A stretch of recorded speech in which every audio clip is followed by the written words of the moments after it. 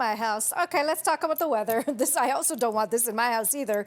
We have been looking at significant lake effect snow across many areas. The lakes are very warm, the air is very cold, and that is a recipe for driving in some of this snow that we're seeing right now across parts of Prince Edward County. We've got rain along the lake, west end of Lake Ontario, but mixing in that wet snow once you get up over higher elevations. And to the north into cottage country, it is snow and possibly 5 to 10 centimeters here overnight tonight into tomorrow morning out towards Muskoka, Lake Rousseau and Parry Sound, and even an additional couple of centimeters here as well into Thursday morning, where you're seeing the dark grays here into northern York region, Uxbridge over to Newmarket. It says 0, but you may wake up to a light dusting, especially on grassy surfaces, may even have to dust, you know, sort of trace amounts of snow off the car in the morning. And speaking of this winter-like weather, these are the wind chills tomorrow morning. So dress for this if you have to head out to the bus stop around 5, 6 o'clock in the morning. We will continue with those flurries off to the north as long as you're closer to that body of water,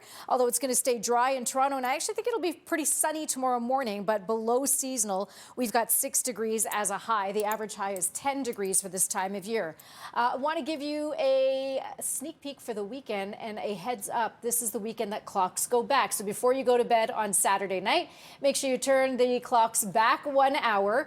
Daylight saving ends Sunday morning at 2 a.m. But you know what happens when you turn the clocks back? That's sunset. Switches to 5:03 p.m. on Sunday. Oh yes, it is going to be significantly earlier sunset. And then let's talk about tomorrow as well. This morning, many areas woke up to having to get the frost off the windshield.